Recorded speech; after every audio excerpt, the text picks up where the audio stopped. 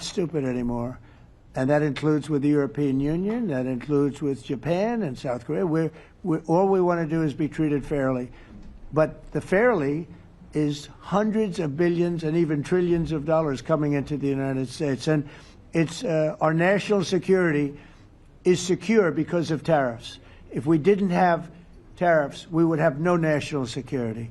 So it's very important. Will you seek China's help in ending the war in Ukraine? Do you need them to put pressure on Russia? I'll be discussing that, but I'd love to see it ended before that.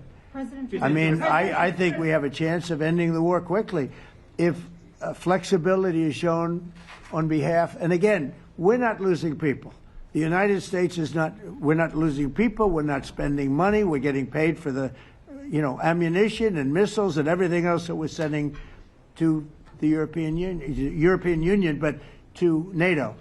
But it's very similar. If you look at the countries, it's very similar. And we just made a very fair trade deal with the European Union, and what we wanted, and we made a very good deal with NATO too. They pay for all of this. That's not what we're in this for. We're in it to save thousands of lives every week. Thousands and thousands of lives. That's why we're in it. And I think we have a very good chance of bringing this war to a conclusion. Europe's president and your cabinet has done honestly an excellent job. I think that a lot of people could agree to that. Thank you. I'm speaking as someone who lost my father in a war, so I know the human cost. What would your advice be to American leaders, to world leaders, to neocons, to TV hosts who often speak about conflict in abstract or strategic terms rather than the human cost and the human terms? Look, my only statement is we have to get together. It's a very small group of people. It's the president, and the president. Okay, 3 presidents. And I'm the mediator president.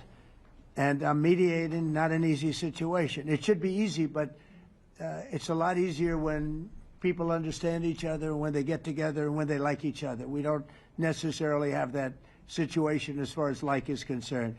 Maybe it can turn around. Maybe it can. But in the meantime, we'll have them keep a little bit of distance, and we're going to see if we can get it done. This is number 9, okay? This will be number 9 for me. I've solved 8, including the Middle East. I've solved 8. This, I thought, would have been among the easiest. We solved, President Putin mentioned yesterday Armenia, all of the different wars. He said it was amazing because but the big one that he was surprised that we were able to settle was the Middle East. He thought it was incredible. He was very generous in that sense. This should be something we're able to settle, and I think we will be able to settle. Brian.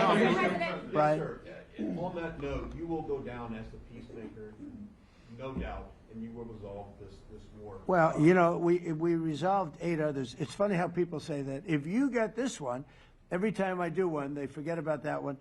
I solved 8 wars. Go to Rwanda and the Congo, talk about India and Pakistan, look at Thailand, look at all of the wars that we solved. And every time I solve one, they say, if you solve the next one, you're going to get the Nobel Prize. I didn't get a Nobel Prize. Somebody got it who's a very nice woman, very nice. I don't know who she is, but she was very generous. So I don't care about all that stuff. I just care about saving lives. But this will be number 9.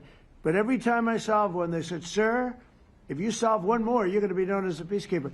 So to the best of my knowledge, we've never had a president that solved one war. Not one war. Bush started a war. A lot of them start wars, but they don't solve the wars. They don't settle them. And especially when they have nothing to do with us. I guess just about all of these wars had nothing to do with us. But I saved tens of millions of lives. The Prime Minister of Pakistan said, I saved millions of lives in interceding on Pakistan, and you look at Pakistan and India as an example. That would have been a bad one, 2 nuclear nations, right? So I say this, this is pretty much the last one, although I do understand that Pakistan attacked, or there is an attack going on with Afghanistan.